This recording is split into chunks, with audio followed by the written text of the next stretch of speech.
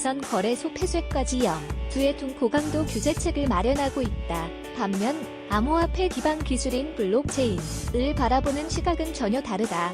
4차 산업혁명의 핵심 기술로 꼽히는 만큼 적극 육성하겠다는 입장이다. 암호화폐와 블록체인을 분리해서 보겠다는 정부 정책 기조가 모순적이라는 반발도 만만치 않다. 블록체인 생태계에서 암호화폐의 역할을 이해하지 못하고 있다는 지적이다. 그렇다면 블록체인에서 암호화폐의 역할은 뭘까? 둘은 정말 때려야 뗄 수 없는 관계일까? 누구나 참여하는 퍼블릭 블록체인에서 암호화폐는 필수, 블록체인은 네트워크에 들어온 처리 요청 트랜잭션 중에 네트워크 참여자들이 협의 아래 승인된 것만 통과시키는 시스템이라고 보면 이해하기 쉽다. 참여자들의 검증을 통과하지 못한 데이터는 쫓아내 네트워크를 유지한다. 블록체인은 두 가지 형태로 나뉘는데, 폐쇄형인 프라이빗 블록체인은 서로 아는 사람들이 시스템을 구성한 것이고, 개방형인 퍼블릭 블록체인은 서로 모르는 사람들이 모인 형태다. 프라이빗 블록체인은 서로 아는 사람들이 모여 있기 때문에 누가 의사결정권을 몇 표 가질지 나름의 방식으로 결정하면 된다. 하지만 퍼블릭 블록체인은 누구나 참여할 수 있기 때문에 어떤 룰에 따라 의사결정권을 나눠 가져야 한다.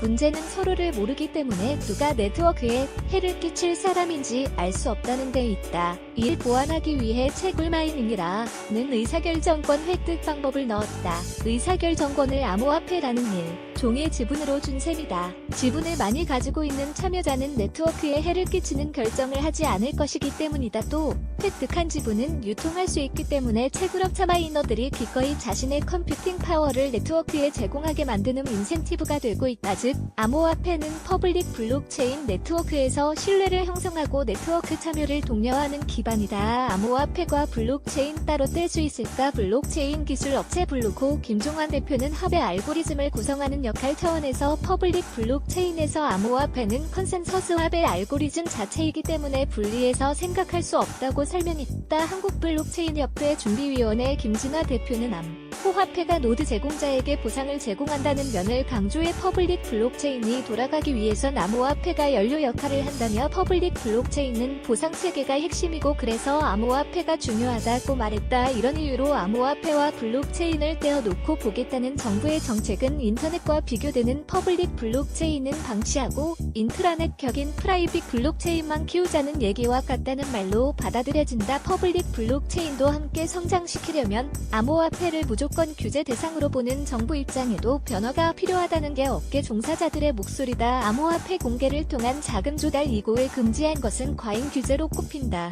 혁신적인 퍼블릭 블록체인 프로젝트가 ICO를 통해 투자 자금을 모집하고 프로젝트를 활성화시킬 동력을 차단시키는 규제라는 얘기다. 그럼에도 거래소에 대한 적정 규제 필요다만 암호화폐 거래소에 대한 적절한 규제는 필요하다는 데 이견은 없다. 국내 최초 암호화폐 거래소 고비드 창업자이기도 한 김진화 대표는 거래소가 제대로 운영 안 돼서 불신이 커진 부분이 있다면서 일본처럼 거래소들이 건정성을 유지할 수 있는 방향의 규제가 필요하다고 말했다. 일본은 2016년 4월 자금결제법을 개정해서 암호화폐를 제도화했다. 이와 더불어 암호화폐 사업자 협회가 자율 규제안을 만들고 있다. 변화가 빠르기 때문에 제도권 내에 암호화폐 거래소를 들여놓는 것과 자율 규제의 영역을 만들어 놓은 투트랙 전략을 택했다. 김진화 대표는 거래소에 대한 지나친 규제는 경계해야 한다는 입장을 보였다. 그는 산업이 활성화되기 위해선 금융이 뒤에서 받쳐줘야 하는 것처럼 블록체인 산업에서 거래소의 역할도 중요하다고 덧붙였다.